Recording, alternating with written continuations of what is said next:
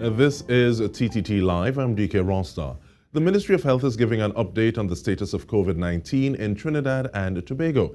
We're bringing you live coverage on TTT, Chalk City 91.1 FM, Sweet 100.1 FM, and on Facebook at TTT Live Online. We go now to the Minister of Communications, Donna Cox. Good morning and welcome to today's virtual media conference to apprise you of government's efforts to combat COVID-19. Today with me are the Minister of Health, the Honorable Terence Dial Singh, the Chief Medical Officer, Dr. Roshan Parasram, and Dr. Mariam Richards, the Principal Medical Officer, Institutions at the Ministry of Health. The Minister of Health, the Honorable Terence Dial Singh, will provide an update on COVID-19 in Trinidad and Tobago. Thank you, Minister Cox. Good morning to the Chief Medical Officer, and good morning to Dr. Mariam Richards, who is one of the stalwarts of the parallel healthcare system. Good morning to ladies and gentlemen of the media and to the citizens and who are listening either in Trinidad and Tobago, wherever you are, or anywhere in the world. Today is Wednesday, 22nd July.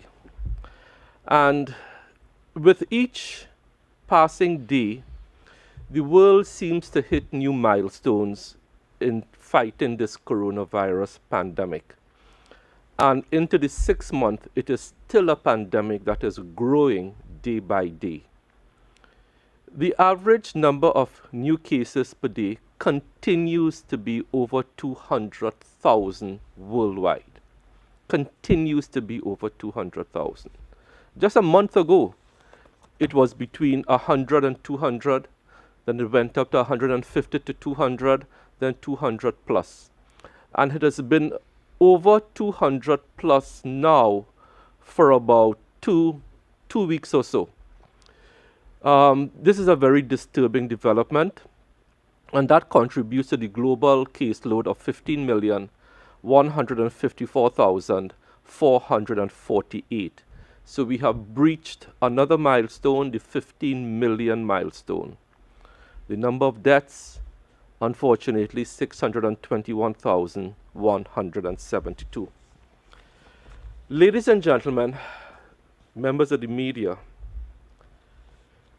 the biggest threat to our safety as a global community now, with each new phase of this pandemic, is solidarity. Because of lockdown measures implemented across the world in different levels at different timetables between February and March, we understand that people are now yearning to go back to life as they knew it pre the pandemic. Until we have a vaccine that has been properly trialed, that has proven to be safe, effective, we cannot go back to our pre-pandemic days as we know it. What is threatening the world now, in addition to the virus, is the breakdown in political and societal solidarity, which has helped certain countries who have done better than ours. That word solidarity is going to be very important, because in Trinidad and Tobago, yes, we had some solidarity in the very early days, but we need to have that solidarity now even more. It is this solidarity and that purpose in vision and mission that has helped us escape the worst. Of the 621,172 deaths globally, we have only had 8. Which is a pretty good place to be, except if you are one of those 8 families. And our condolences, again, go out to them. But think about if we did not have that political and societal solidarity. Instead of talking about 8 deaths, we could have been talking about 80. That is something that we ought not to be contemplating. The reason for talking about solidarity this morning is that because we at the ministry have reached a very disturbing place where we now feel that we have to come to you, the public, and explain to you some of the problems we are having. In the past, we would come here and talk about the fight against coronavirus. And we will hardly ever talk about the problems we face in mounting this good response. But at the ministry, we have reached a point now with our returning nationals that if we don't have that solidarity, it becomes a threat to the healthcare system. It becomes a threat to where we are.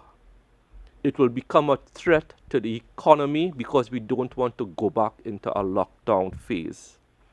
We have never complained before. We have dealt with all the issues behind the scenes.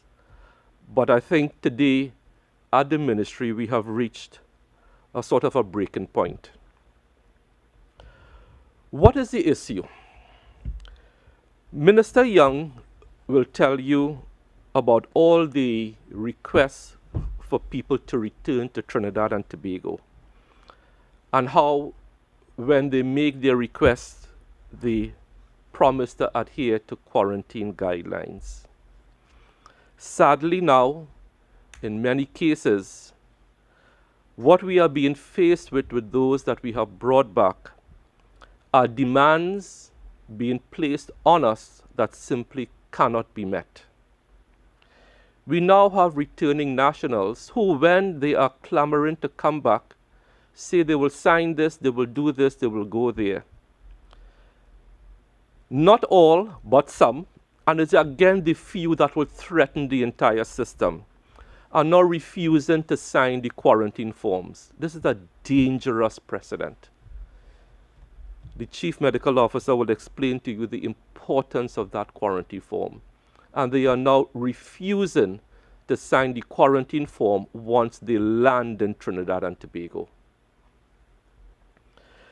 When we allocate them to sites, they are now refusing to go to the allocated sites, and they are demanding to go to sites of their own choice.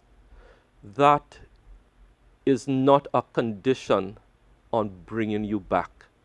We have to go to sites that have been assigned by the Chief Medical Officer, that are fit and proper to be used by quarantine, for quarantine purposes, where we have access to you by healthcare workers that are under the control of our protective services, so we have access to the sites.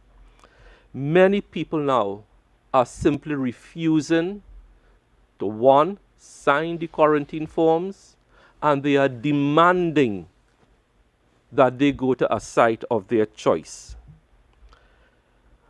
A difficult situation in managing this is being made even more difficult. And we are urging all returning nationals to understand that these demands simply cannot be met. Why? Because it is because of solidarity, which we spoke about earlier, that has led Trinidad and Tobago to be in the place of choice for the world. And as Minister Young constantly says, we are committed to bringing back our nationals in a smooth, strategic, careful manner that will not break our healthcare systems. We have reached the point at the Ministry of Health, and we will have these talks with the Ministry of National Security, where we may even have to ask people before they board a flight to come home to sign your quarantine forms, but this ought not to be. Solidarity, and let me repeat, it is solidarity that got us here.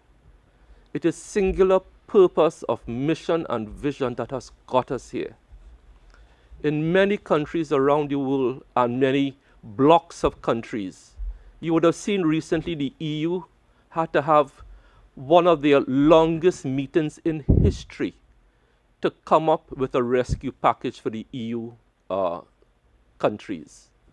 Tough negotiations, but in the end, they got solidarity.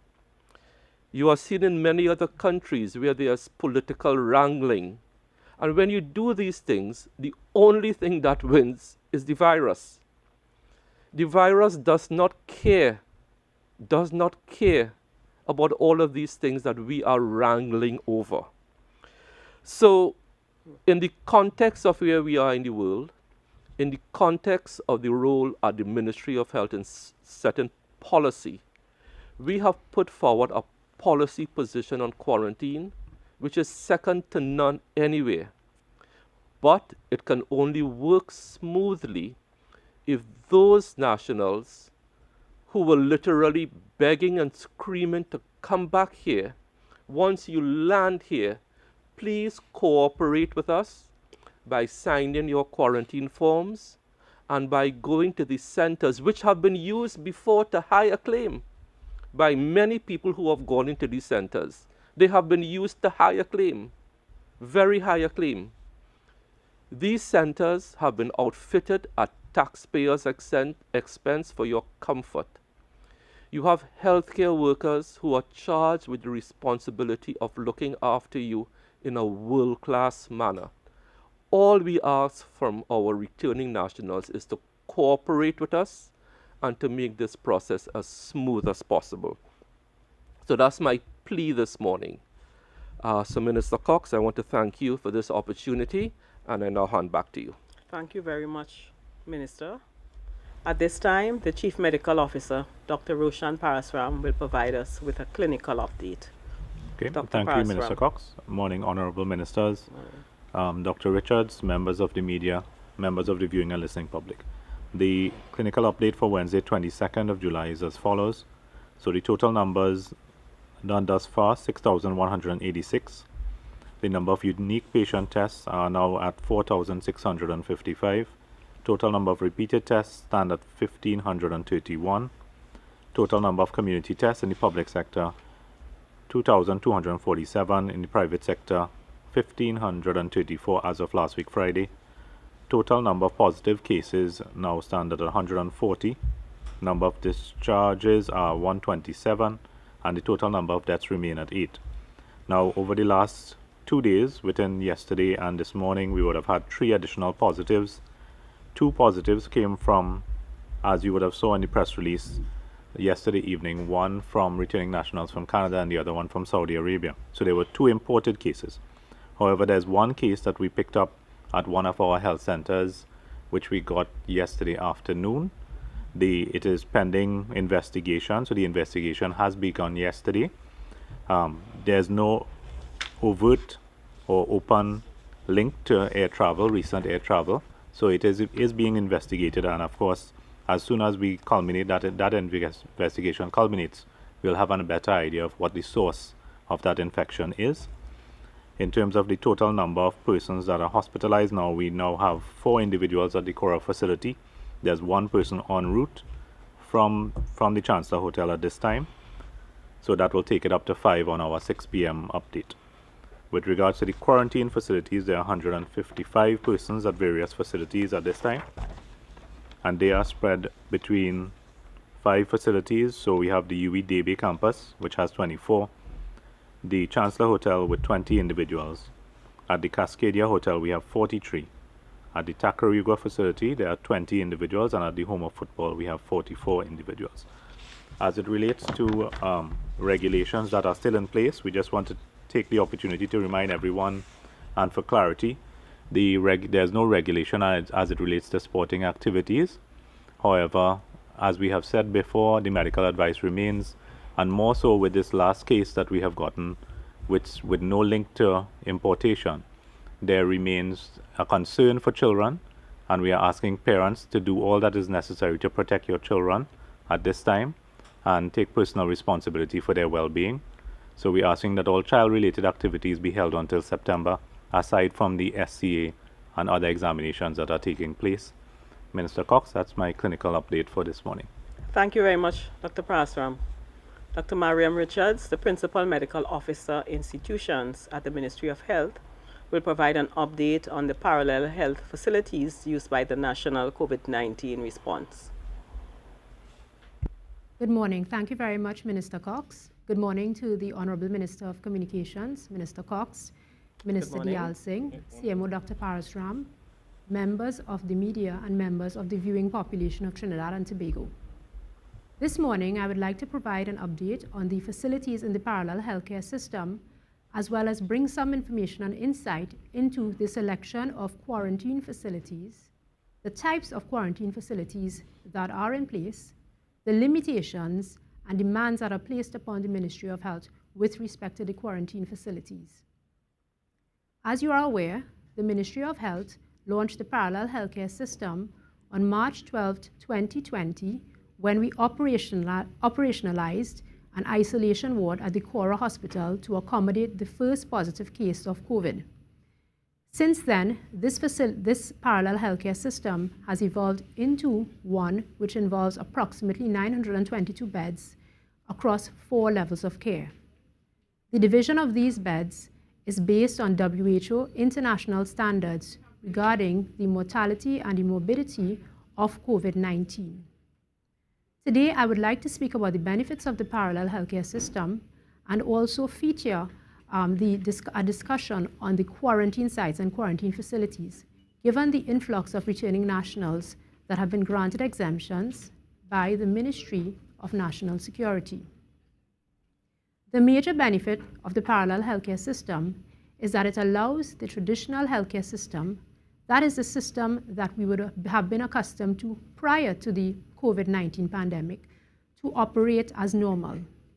I am sure that each of us has relatives and friends or even personal experiences of seeking medical care for chronic diseases such as diabetes, hypertension, or emergency services. For example, if someone has a laceration or a cut or viral illnesses, and that they have been able to go to the Eric Williams Medical Sciences Complex or the Port of Spain General Hospital to seek care.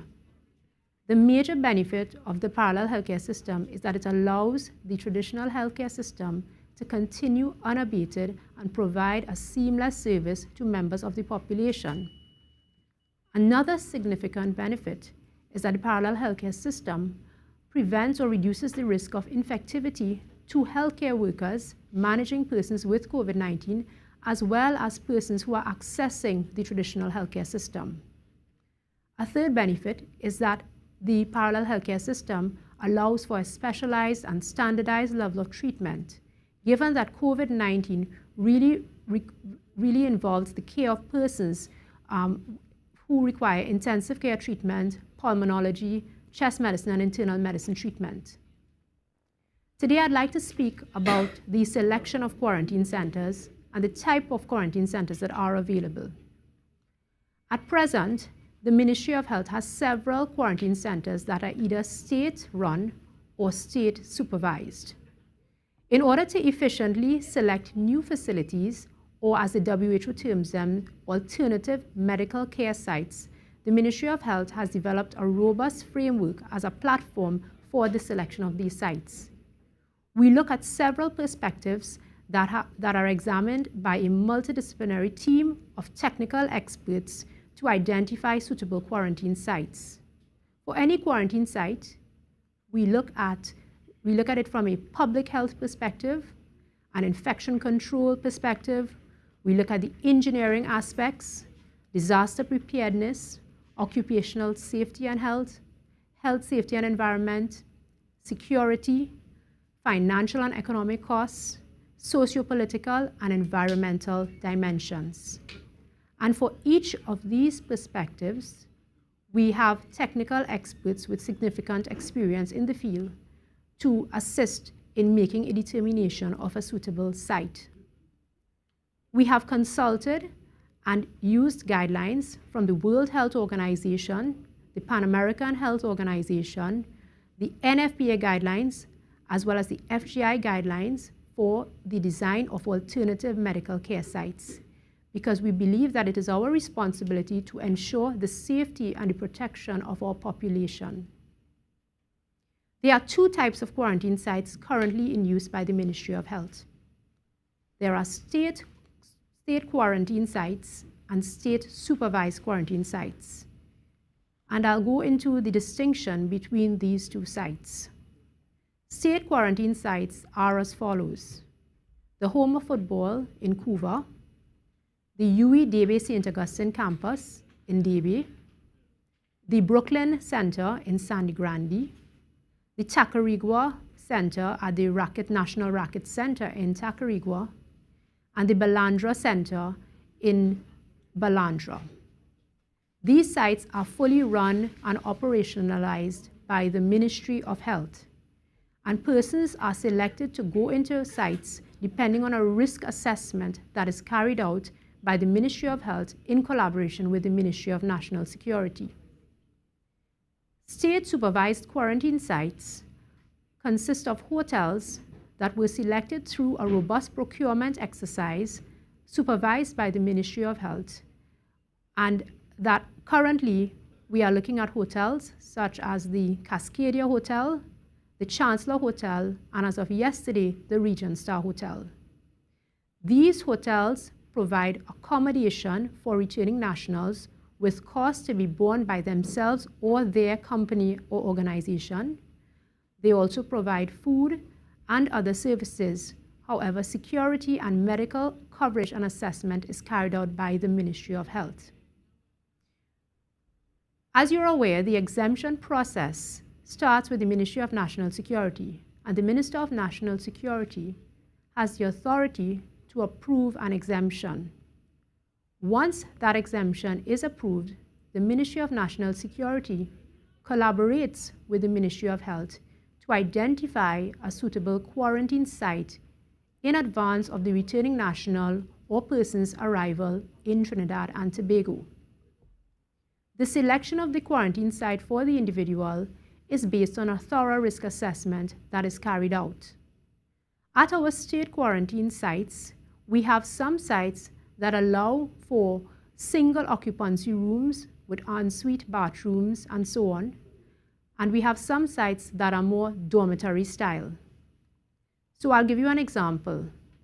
If we have a group of employees or students who were living together in the same dormitory and co-mingling for a particular length of time prior to arriving in Trinidad and Tobago, and who are coming from a low-risk environment, that is a country that has low rates of COVID-19 spread, and that they are a young, well population with reduced comorbidities, these persons may be assigned to a state quarantine site which may have dormitory-style facilities. Now, I would like to reiterate that persons we try to accommodate persons in their own rooms, but they may have to share bathrooms and some other facilities.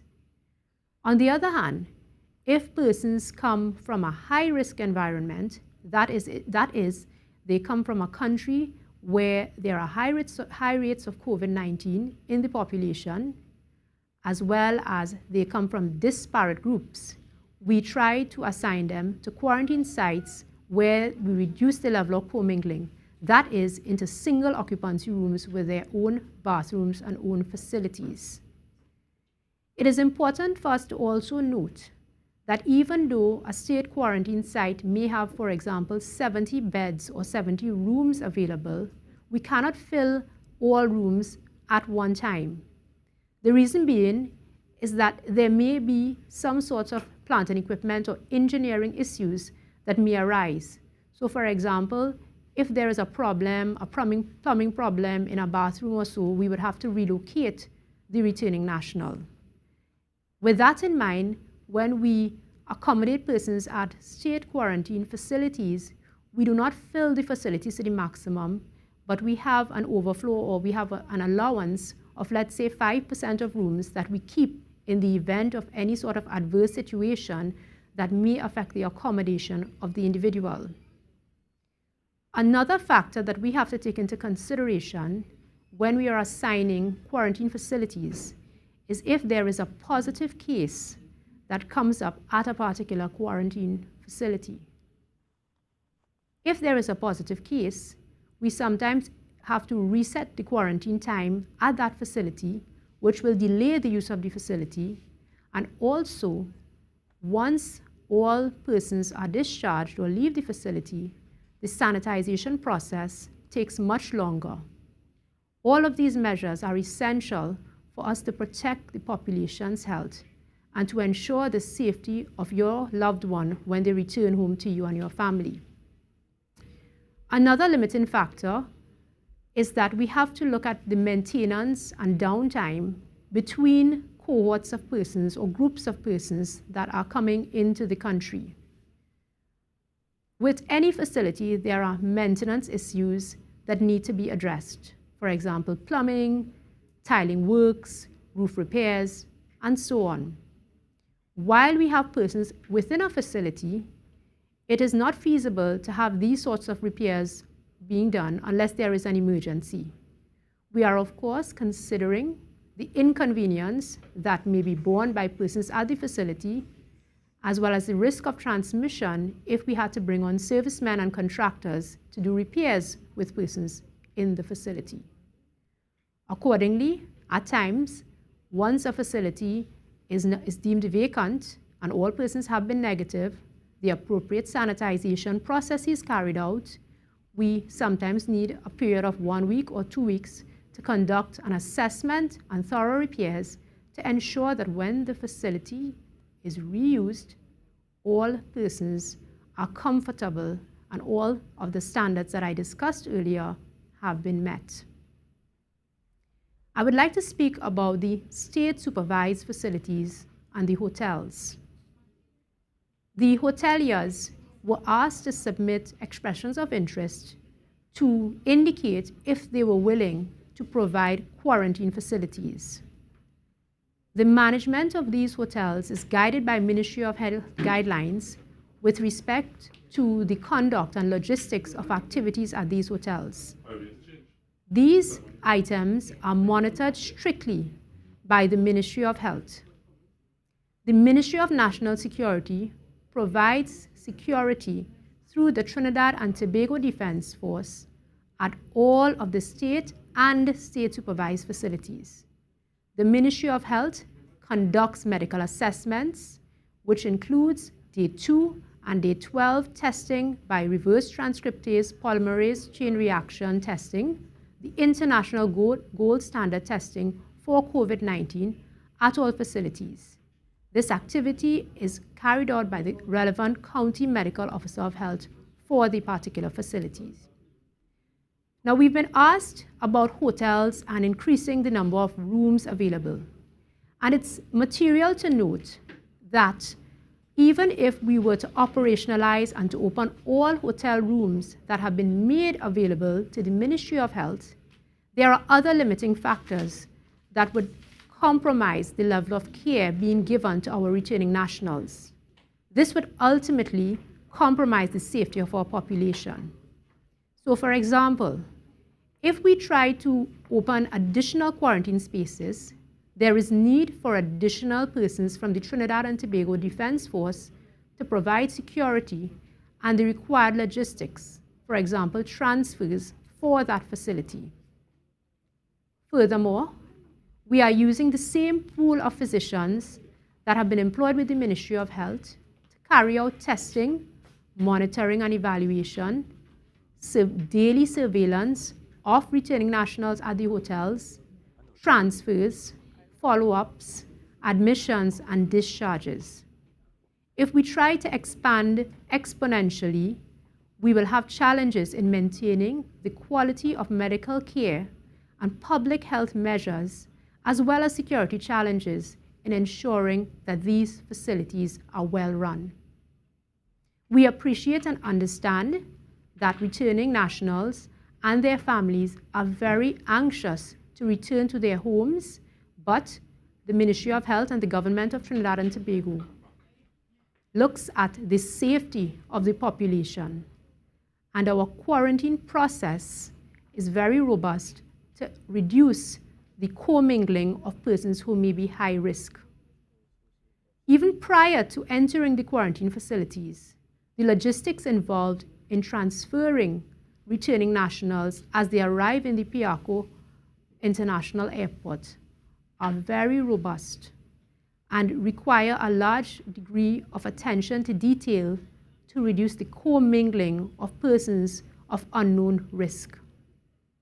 As you are aware, we have had several imported cases of COVID-19, and it is through our robust quarantine system and the adherence of employees at the state-supervised quarantine facilities, as well as the healthcare workers at our state quarantine facilities, and the adherence of persons who are in these facilities as returning nationals, that we have been able to contain the spread of COVID-19 and to protect our population. In closing, I would like to thank members of the population and all returning nationals for their continued collaboration, patience, and assistance as we attempt to continue to secure the health of the population at large. Thank you very much, Minister Cox. Thank you very much for such a comprehensive information shared with us today. Actually, before I go to the members of the media, there's something that I want to ask the CMO, because I have been bombarded with a number of persons have been asking about Pennywise, and I'd like the CMO to tell us, what is happening. Okay. All right. So it is related to the case that we would have had, not the 140, case 139.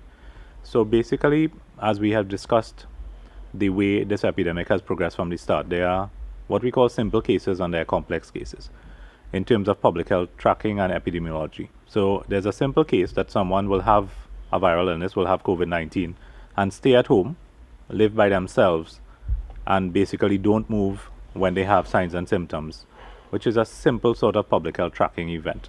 And it limits the amount of spread that occurs. So in this particular instance, what has happened is that the person would have been ill for more than a week, having signs and symptoms, and would not have restricted themselves to movement within their homes, would have functioned as normal. So moved about the community, gone to different places. In the household itself, there would have been upwards of 8 persons visiting or live or residing in that particular household. So those persons who visit or live in that household become primary contacts of the case. So from that, anyone that was in contact with the primary contacts now becomes secondary contacts. And as we have showed time and time again, the triad of infection goes in a triangle, starting with the case and then going to primary contacts, secondary contacts, tertiary contacts. Now, the person has been ill for about a week and has moved about, as I said. One of the primary contacts would have interacted in some way with Pennywise. We noted two closures of 2 outlets on the Charlotte Street, as well as the Long Circular Mall branch, which we closed this morning, asked them to close. The closure is for sanitization. We will do line listing of the staff, as well as we will do testing as necessary of primary, secondary, tertiary cases. There would be closure later today of the FCB El Socorro branch as well. And as it goes in terms of the investigation, there will be further closures that may have to take place for sanitization, for line listing, and for continued tracking.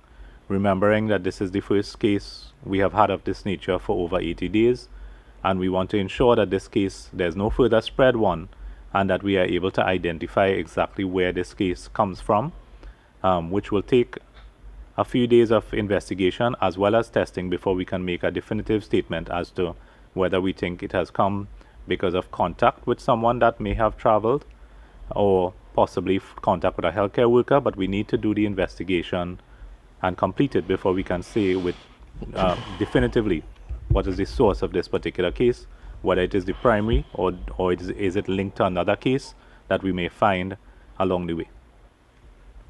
Mr. Cox? Thank you. Thank you very much, Dr. Parasram. Members of the media, the floor is now open. Remember to identify yourself and the media house you represent before posing your question. We want to give as many of you an opportunity to pose questions to us, but that means in our limited time, we will have to give each media house a chance to get a maximum of 2 questions in. Once we have completed the pool and time allows, I will come back to you. So let us keep this in mind as we begin taking your questions. Guardian Media Limited, Rashad. Hi, good morning, everyone. Rashad Khan, Guardian Media. Good morning. My question is for the Chief Medical Officer and, well, I guess the Minister of Health, if he could weigh in as well. Now, with this case 139, I know you said investigations are still underway and you all are trying to see where the source came from. But now that we've had mingling going on, and like you said, the person has been moving around, how real are the concerns now that we could be seeing community transmission taking place?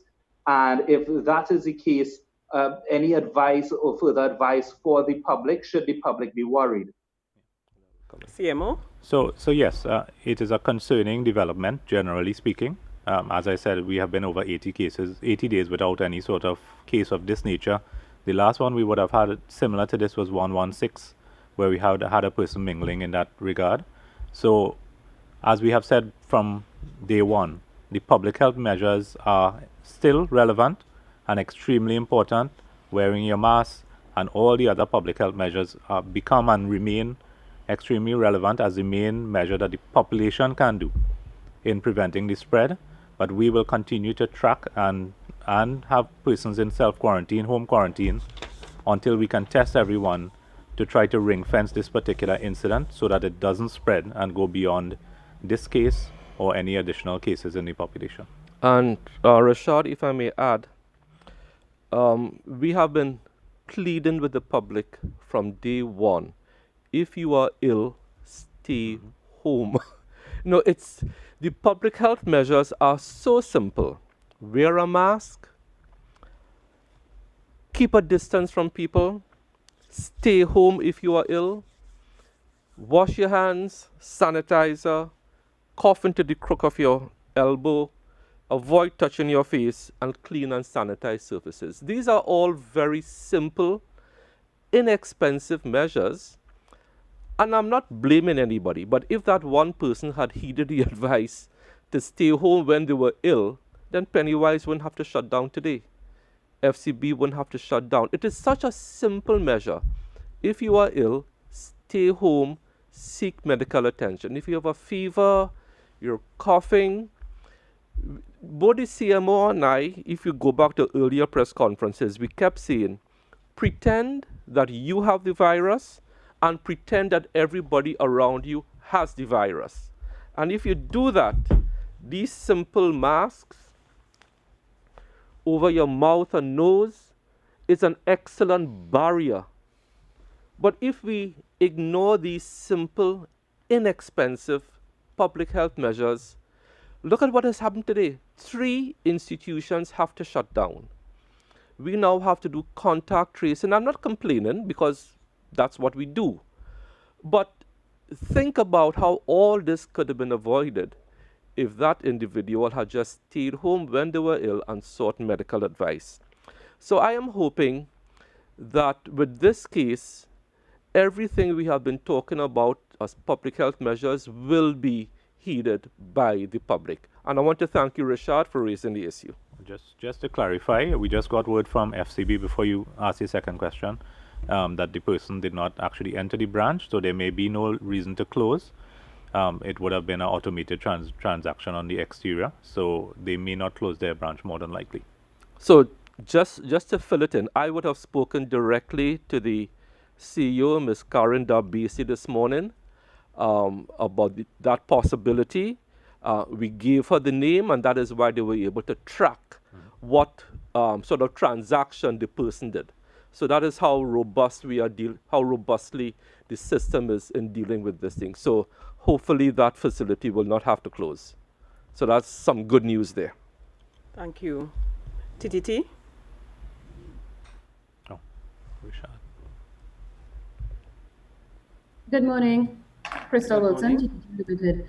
I'm not too sure who will answer my question, but it comes on the heels of the announcement that persons have refused, or there are persons refusing to sign the quarantine forms. I'm not sure that you all can share with us how many people have refused to, but if you can perhaps share with us how these situations have been handled and how concerned should the national population be? Yeah, sure. So the CMO and Dr. Richards. So basically, I have learned of 2 incidences myself, 2 persons coming in, I believe, yesterday. So the county medical officer, who is designated authority, quarantine authority, given that authority from my office. So I am the quarantine officer for Trinidad and Tobago. The CMOHs are delegated authority from the Quarantine Act to perform that function at the county level. So I would have been in contact with the CMOH with responsibility for that particular quarantine facility, indicating that 2 individuals were refusing to sign the form. The defense force is on site and had asked for the forms to be signed. Everyone else complied. In instances like that, we can write a quarantine order directly to the CMOH office, naming the individuals and stating that they are under quarantine, which can be signed under my hand to ensure that there's compliance. So rather than the person signing, I can send an order saying that these two individuals are to be quarantined because of the risk that they pose. And as you know, the COVID-19 has been added to the quarantine schedule by the President of the Republic in the last day of January, I believe, 2020. I could tell you for myself, Crystal, since we started bringing in individuals, I have had over 50 requests come directly to me by people who are known to me, acting as, I'm going to use the word agents, on behalf of people who are quarantining because they know me. And I have resisted every single of those 50 to intervene in a process. Because as Minister of Health, the day I start to intervene in that process, I become a danger to society. So I have never given in or caved in to any one of those approximate 50 requests sent to me by people who know me acting on behalf of those persons coming in. It's a very difficult situation to manage, but we are firm in our belief that the protocols we have put in place are robust to protect the health of the country. And I give this country my word. As Minister of Health, I have not and will not intervene on anyone's behalf to choose which side they go to. AZP News. Hi, good morning. Priya Bihari, AZPnews.com. Morning, Priya. I just want to find out the case 139. Can you say where this person was tested and how old this person was? And seeing that the person went to the ATM machine, does that maybe give more risk to the public? And how would we deal with that? Thank you. Well, as you know, Priya, based on patient confidentiality, we can't give out that sort of information in terms of ages, etc. To the population. In terms of the risk, as you asked about the ATM machine, the company has said that the machine would be sanitized. However, if you have visited a branch of any bank recently, the protocols are in place for a reason. And the protocols really are, of course, wear your mask when you go in, wash your hands. Most of them have hand washing facilities outside. Either wash or hand sanitize your hands. So we are hoping that the person would have adhered to those guidelines, wash their hands, wore a mask before going into the ATM, which would give you that assurance that the actual machine itself is free of viral particles, and then it would have been sanitized after. And if someone goes in after, washes their hands, use their mask, and continue that sanitization process, the virus wouldn't be able to be transmitted to another individual. But the guidelines are there for a reason, and the sanitization of the machines should be done extremely frequently, maybe every hour or so, to ensure that persons are protected. On another note, for anyone who thinks they have a viral illness, a fever, we reiterate, we have hotlines set up for you. Let me call out the hotline numbers again, and they are well known. In Trinidad, we have 800-WELL, 800-9355. We have 877-WELL or 877-9355. And in Tobago, we have 800-HEAL or 800-4325.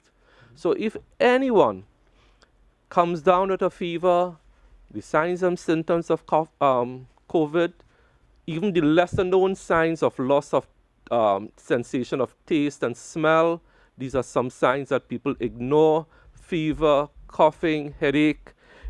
Make use of these numbers, but most importantly, stay home and don't circulate until you have a test, and then you can be guided accordingly. 91.9. Hello, good morning, ministers. Good morning, doctors. Good morning. Morning. 91.9 FM. just two quick questions, and probably to the doctors. How confident do we feel that the 14-day quarantine period is sufficient for people who are returning from various areas, considering that we are having this repatriation happening now? Are we comfortable that the 14 days is sufficient, or can we see someone going through the quarantine period and then emerging later on with symptoms and possibly passing it on? And the other question is, can we speculate that persons can now sneak out or leave quarantine, interact with other people and places, and probably leave pathogens around that other people will be able to interact with and possibly collect the virus, and thereby give us a situation where we have community spread? Is that a possibility based on the quarantine facilities that we have in place? Those are my two. Good morning. So your first question, as we have said this is a brand new virus, right? It's only about 6 months old in terms of the amount of research that we could have done related to it and related to the incubation period. From all accounts, the most people will present signs and symptoms between that 14-day period, and we have seen that happen in Trinidad as well. We have seen people as late as day 13 being picked up with positive. There are outliers in every scenario, and we have seen that occur where there's research evidence that suggests that people can present as late as 42 days plus in terms of incubation. The WHO still recommends the use of the 14-day incubation period, and Trinidad still uses the 14-day incubation period, bearing in mind that most of your cases, 95% I assume, will fall within that 14-day period. As an added addition, once you're discharged from a quarantine facility, we do follow you up from the CMOH office for an additional 7 days to take us to 21 days to ensure that there's no signs and symptoms developing beyond. So we have in-house state quarantine for 14 days with 2 rounds of testing, and then we have another 7 days, which is supervised follow-up at home, so it gives us a total of 21 days. So we do cater for a little outlier in that event. With regards to your second question, you just want to run it through quickly for me? About security, them leaving the Right, so in terms of the security, as Dr. Richards has indicated, our state supervised as well as state facilities are secured by the Defense Force of Trinidad and Tobago. So they are very secure sites. We look at the security structurally as well before deciding on a suitable site. So we look at the fencing that exists so that it will make it easier for the Defense Force, and they are part and parcel of the site visits to ensure that they can secure a site in the way that they wish to do so. But they are all secured by the Defense Force. Okay, thank you. I believe TV6 is next. Hello, Vanessa Cutting, TV6 News. Good morning, Vanessa. Good morning. Morning. Now that we have this development, can the ministry state whether a rollback of the phased reopening is being actively considered at this time? And hello? Yeah. Yes. Go ahead. And also, given that this case number 139 would have visited a number of commercial establishments, what is the advice to members of the public who may have also visited these very popular places? Okay, so I will take the first question and part of the second question. The short answer is no, not at this time. We are not considering rolling back. Let us see what presents itself. We said at the very start of the first phase of the reopening, it's a matter of risk. How much risk are you willing to take? You can't shut down a country and shut down an economy for the long term. At some point in time, you have to start to reopen. And we and the Prime Minister led this charge, and we came up with a very careful reopening plan. You would remember the amount of pressure we had from different groups to reopen earlier. And we did reopen earlier because the results were good. So at this point in time, on Wednesday, the 22nd of July, there is no active consideration about rolling back anything. What we are doing is being very careful, and that is why we have traced to certain business establishments, and those business establishments are being advised to close and do the necessary sanitization. So that is where we are with that. CMO can handle the others. Yeah, so I think in terms of we will wait until the investigation bears out, and then we can make further determinations later on as it relates. However, again, Renessa, it comes back to this. And I can't overemphasize it, the simple public health measures. Every member of the public should assume when they go into a store that everybody there has COVID. You're walking along in Carlton Center in San Fernando, the mall in Tobago. If everybody assumes that everybody around you has COVID and you wear a mask, you know, we could open up more and more of the economy. Because what I'm seeing is that people are becoming more and more complacent, and I pay attention. The percentage of people I see with masks with each passing week is dropping, A mask is a simple, cost-effective measure, not only to protect your health, but to protect the whole economy. Everyone has to do their part, and that's why I use the word solidarity before. We need solidarity in this thing, in the wearing of masks, cleaning of hands. It's as simple as that. Minister, it is being said that many ATMs does not have hand sanitizers or sinks. Is there anything that can be done? Well, we can have a chat with the Bankers Association. I want to thank you for raising that, and that is something that we will raise with the Bankers Association. Okay, thank you. Guardian Media Limited.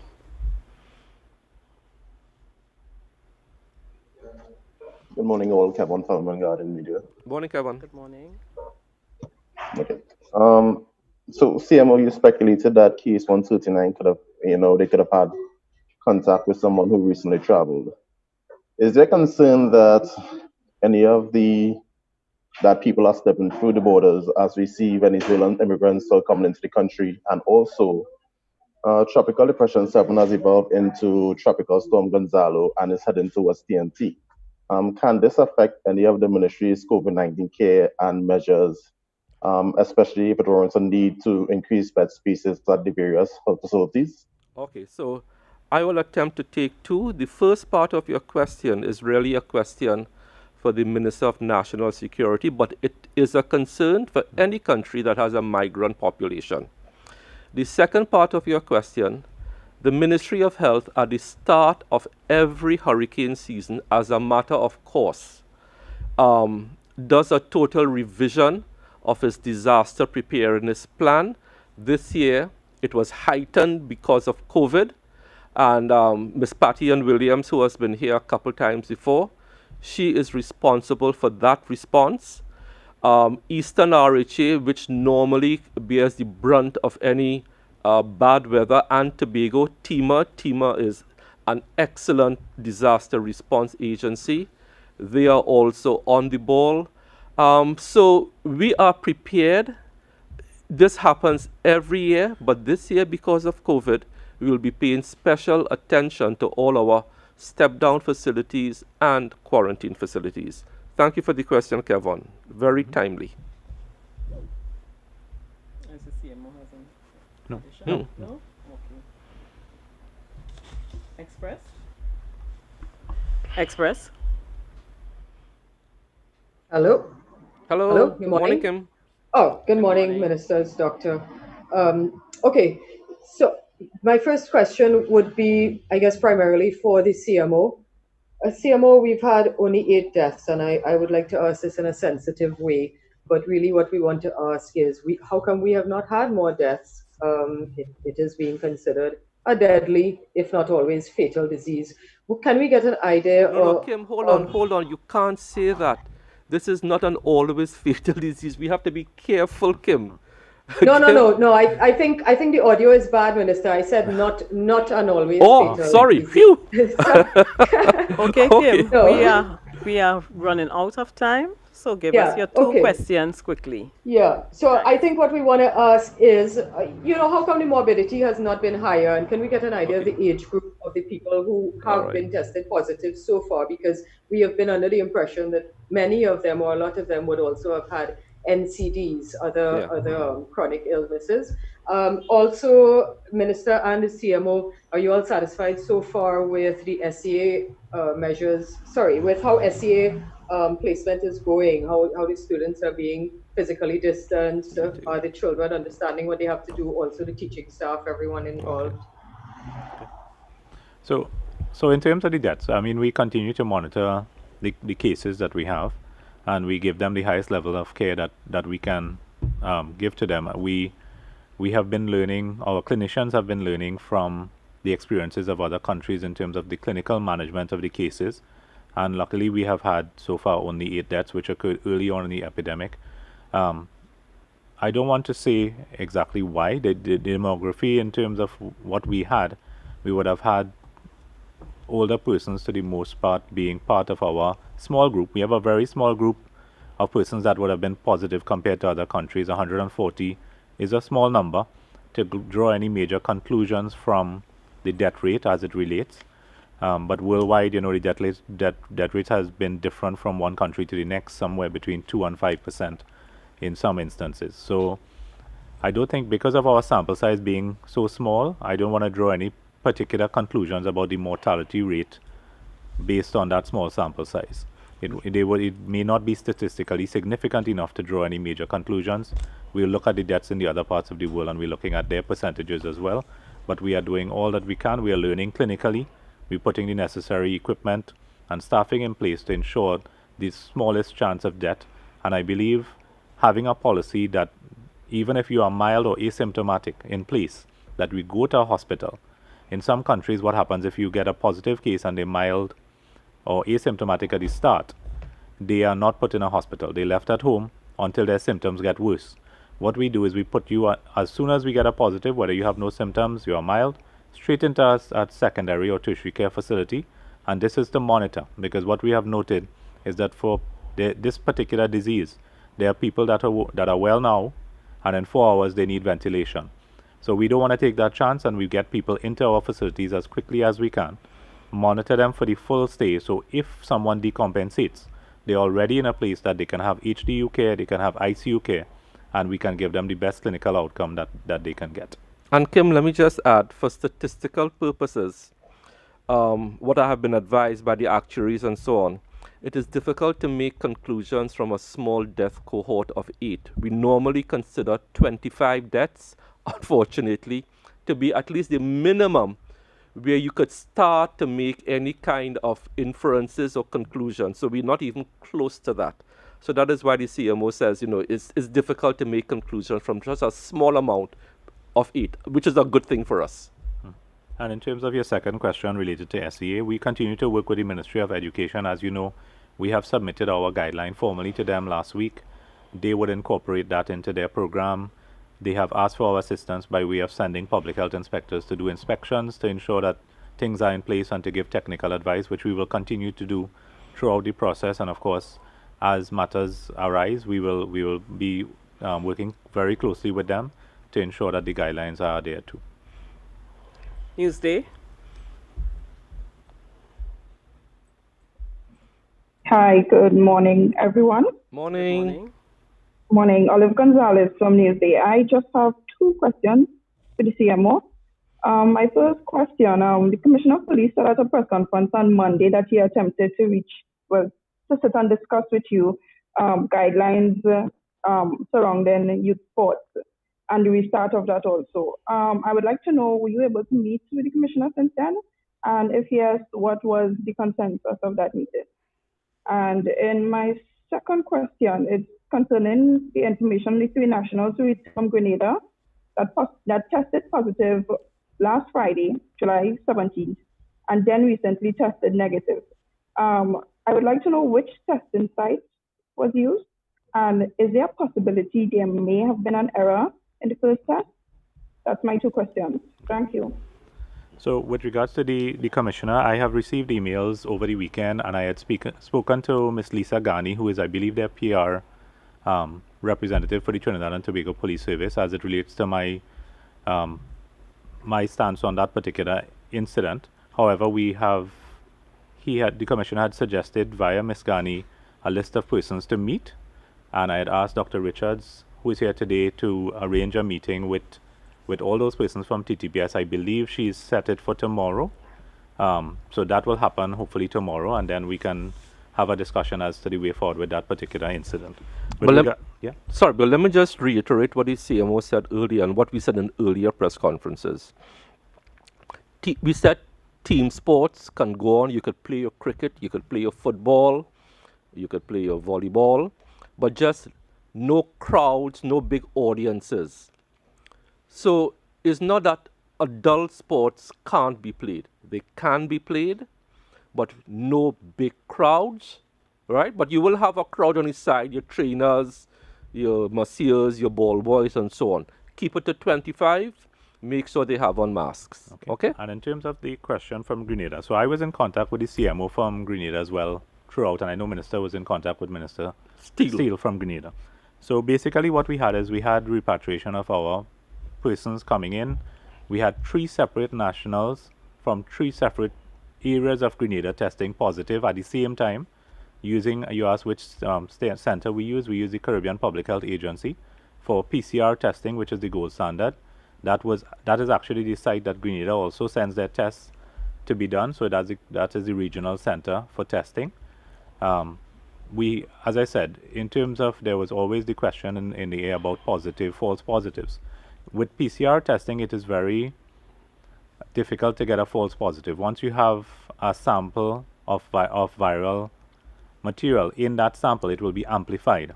So it is, as I would say, easier to get a false negative. And especially so that we had three different individuals testing positive at the same time. And this is the site we have been using, not only Trinidad, but the rest of the region from the beginning. It's a well-validated site. We would have had Dr.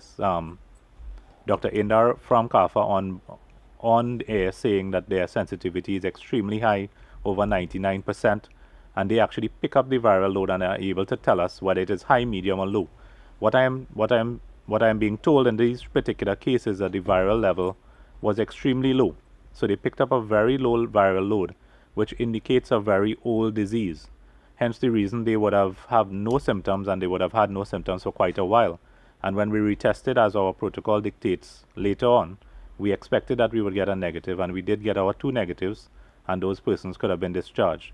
So it seems like an old illness that was on the tail end with very low viral loads. And again, CAFA is the reference lab, and the results have been very good throughout the epidemic. Thank you very much, Doctor. We've come to the end of today's virtual media conference.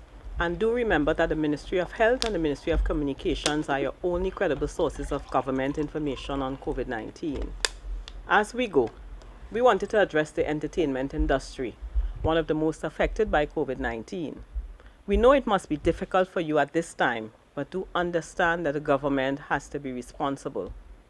One of your industry's unique selling points is close contact and interaction among persons, which is being discouraged at this time. The 3 additional persons who tested positive for COVID-19 in Trinidad and Tobago between yesterday and this morning is a reminder that we are still living with a pandemic. We understand that you too are facing challenges at this time, but we are asking you to hold strain a little while longer as we try to protect all of our citizens, including you and your industry.